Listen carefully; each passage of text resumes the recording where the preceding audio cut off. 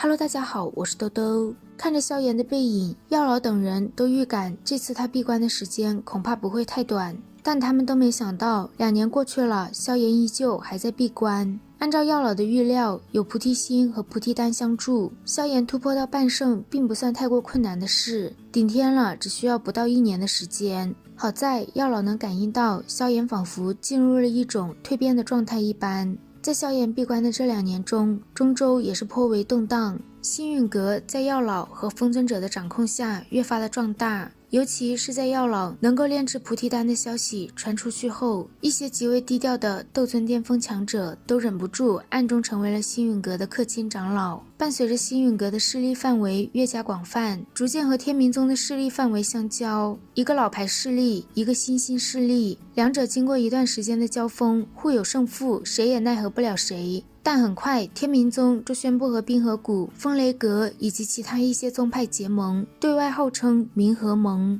冥河盟多方强者汇聚，打得星陨阁措手不及，势力范围也收缩了不少。药老等人并不慌张，星陨阁发展太快，有些虚浮不稳。经过这番大战，正好让他们的势力越加精简强悍。最终，那些城市的防御力量越来越强，空间虫洞也将这些重要的城池连接在了一起，任何一方有难都能够迅速支援。这也让星陨阁的势力范围越发的固若金汤。冥河盟的进攻也再难取得显著的效果，反倒损失不少。就这样僵持了几个月后，冥河盟放弃了继续攻战，逐渐撤回。他们立威的效果已经达到，而且他们也并不想和星陨阁彻底血战，毕竟真要拼起来，鹿死谁手还是未知数。随着这次大战落下帷幕，星陨阁的名声再度大噪，以一己之力抗衡天明宗、冰河谷等势力组建的联盟，可见星陨阁的实力有多强。药老看着布满青苔的石门，轻声叹息。萧炎这次闭关时间太久，已经让星陨阁不少长老心生悲观。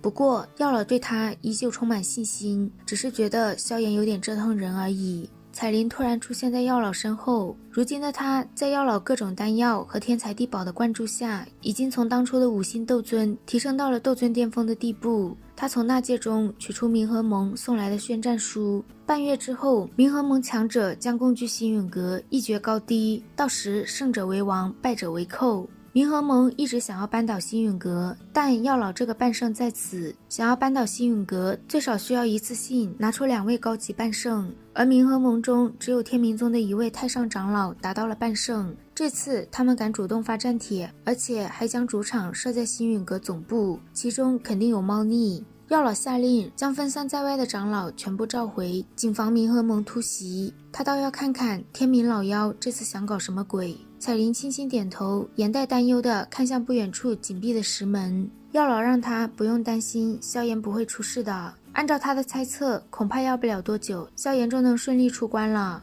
彩铃露出一抹苦笑，这句话这2年他可听了不少次。就在他们2人离开后没多久，一丝细小的裂缝悄然浮现在布满青苔的石门上。半个月后，星陨阁主阁外的广场中心，药老负手而立，彩铃、小医仙、青灵以及一些氪金长老全都严阵以待。今日正是冥河盟战帖上所说的10日，星界已经进入了最高戒备状态，一些实力较弱的弟子也转移了出去，大部分的长老也都召唤了回来。现在就等冥河盟的人前来。一道雷鸣声响起，星界入口的空间撕裂开一道大口子，一大群人出现在广场上空，为首的是天明宗的高级半圣天明老妖。这次冥河盟几乎是倾巢而出，前来的上百名强者有将近一半是斗尊。不过这般阵容虽说强悍，但想要灭掉星陨阁还是不够。天明老妖说，看在以往相识的份上，只要星陨阁退出冥河盟所在势力范围千里之外，并且承诺日后不再和冥河盟有争执，今日冥河盟便可退去。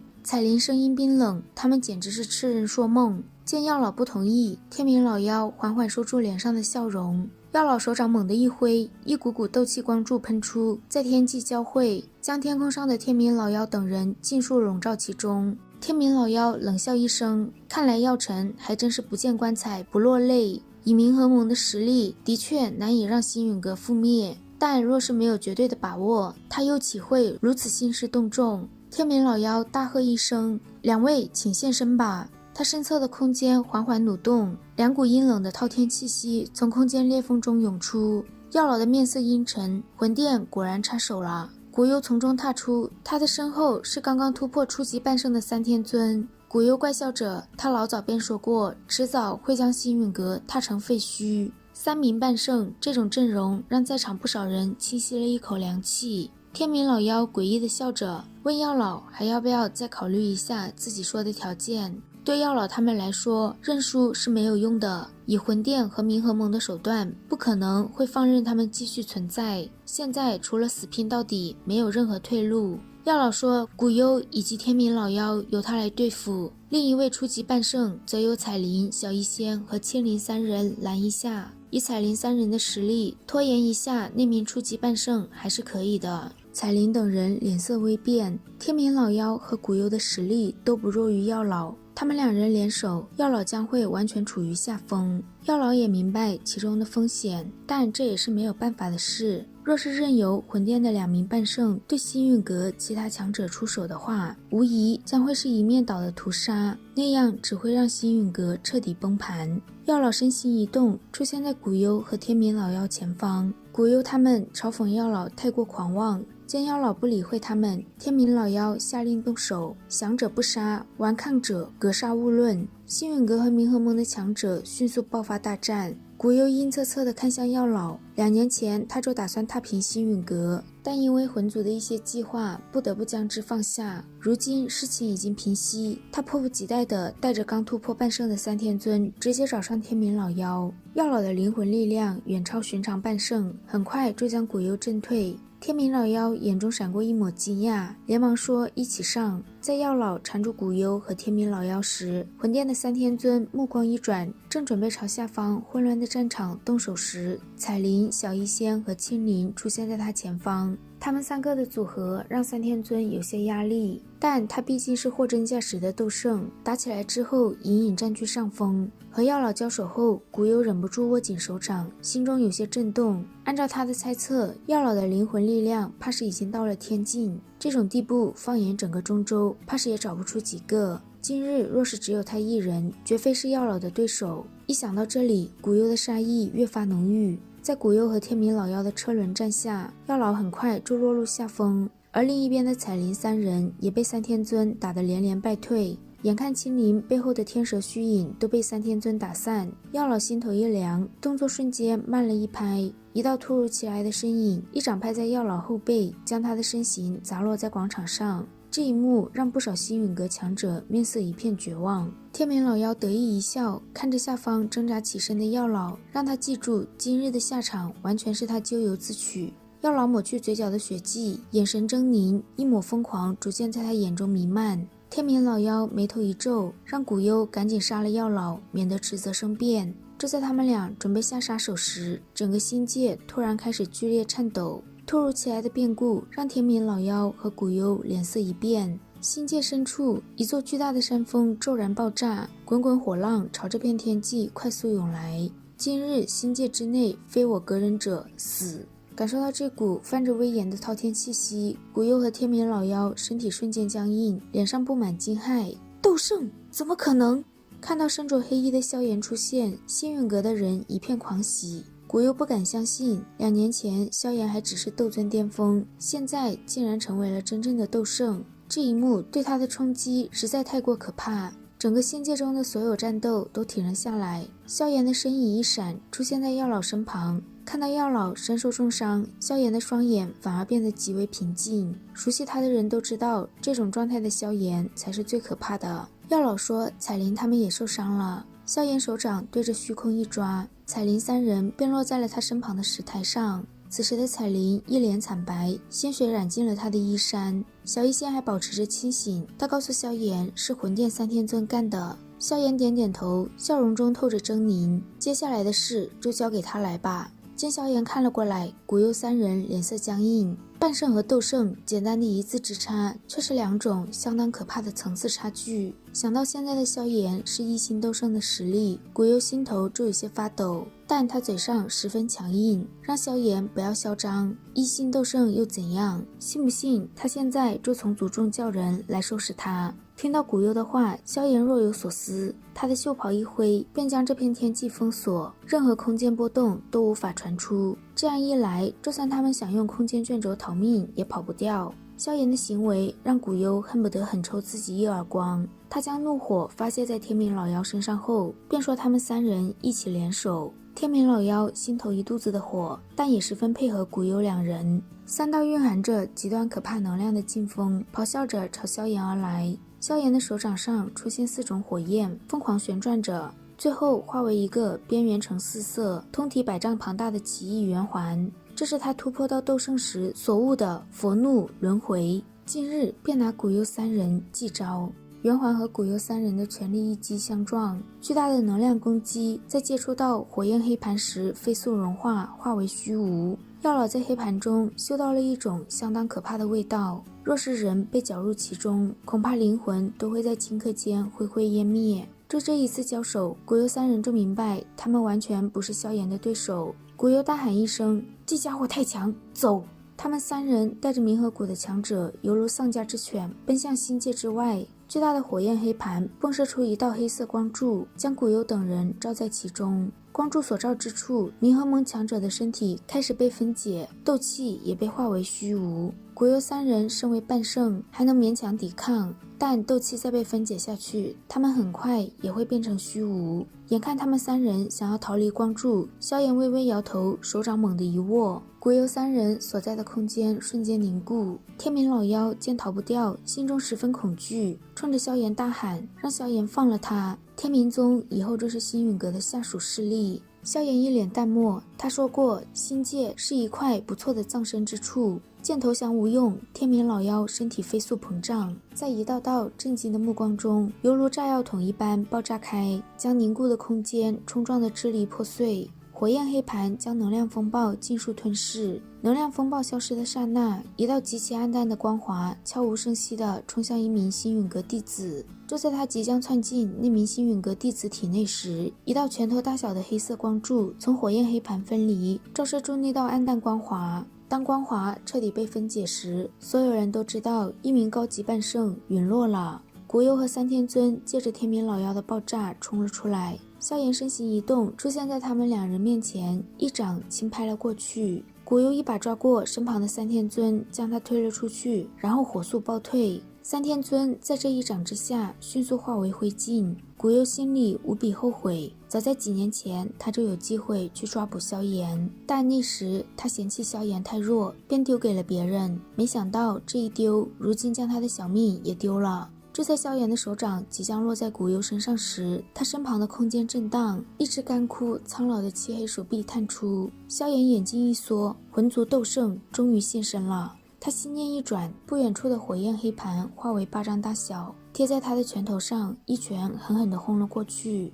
黑色手臂将火焰黑盘震退后，一把抓住古幽。眼看他们想走，萧炎眼神微寒，手指闪电般点在古幽身上。听到古幽惨叫，萧炎手掌猛地一拐，点向他的额头。这一下若是点中，古幽就会瞬间丧命。神秘斗圣抓着古幽的手臂一用力，就将他扯进裂缝。与此同时，他的漆黑手指和萧炎那一指重重地碰在一起。萧炎连退好几步才稳住身形，一道苍老的声音从空间裂缝中传出，让萧炎想要救他父亲萧战，便来魂界，他们等着萧炎。听到萧炎冷笑着说自己迟早会去，空间裂缝中的人明显动怒，说萧炎还真是狂妄自大，若非是有一些限制，今日他就把萧炎杀了，免得日后麻烦。最后他还告诉萧炎，不管他如何挣扎，最终还是会像他的先祖一样成为魂族的阶下囚。萧炎目光闪烁，魂族的强者果然诡异莫测，心界空间已经被他封锁，没想到魂族斗圣还是穿透过来救走了古幽。萧炎的心中多了一些慎重，他能够预料下次再遇见魂族的人，必然会是一场真正的恶战。萧炎转过身，让各位长老处理残局，便带着休息好了的药老、彩铃等人离开。药老将萧炎闭关突破斗圣这2年发生的事一件件说给他听。今日天冥老妖和冥河盟大部分强者都死在萧炎手中，日后他们不足为虑。不过有仇不报会显得星陨阁太过软弱，所以药老打算亲自带人将冥河盟和他的附属宗派灭了。萧炎微微点头，以星陨阁的势力终究无法和魂族抗衡，或许他们也该学学天冥宗，组建一个真正的大联盟。彩铃微微皱眉，魂殿势力太强，除了星陨阁谁敢跟他们对着干？但正因为魂殿太过强势，萧炎他们才有机会。这些年魂殿为了收集灵魂干了不少人神共愤的事，其中损失了不少炼药师的丹塔，对他们简直是恨之入骨。药老说萧炎闭关这2年，玄空子那老家伙也突破到了初级半圣。萧炎突然想起之前玄空子说过丹塔3巨头曾和魂殿殿主交过手，在了解了魂殿后，萧炎对他的话抱有不小质疑。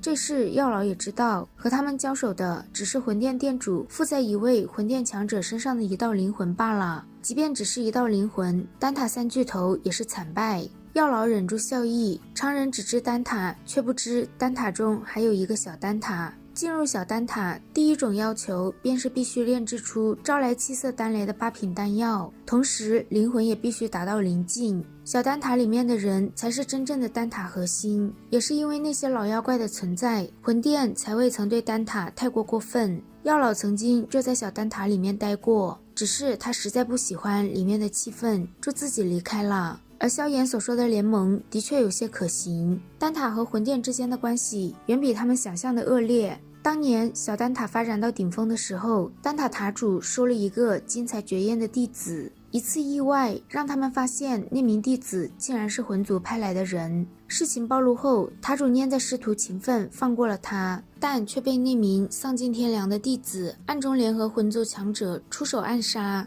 药老说到这里颇有些感同身受，当年因为这件事，丹塔和魂殿爆发过一场大战，但最后却损失惨重，不得不将仇恨按下。仇恨这种东西并不会随着时间散去，只会越来越浓厚，所以想和他们联盟对付魂殿并非不可能。药老决定等星陨阁的事情处理完，祝贺萧炎亲自去一趟丹塔。他毕竟在丹塔待过，有他出面，萧炎会轻松不少。除了丹塔之外，他们或许还能拉拢花宗和焚烟谷。花宗和焚烟谷在中州的声望极高，他们一起加入的话，必定可以带动不少受到魂殿迫害过的宗派加入。花宗还有2位多年不曾露面的太上长老，他们2人都是半圣的实力。药老笑着说，他们俩当年都欠他的人情，加上萧炎和云云的关系，要花宗加入联盟应该不难。对于花宗还隐藏着2位半圣，萧炎大为意外。药老当年交友广阔，对于各方宗派中隐藏的老怪如数家珍。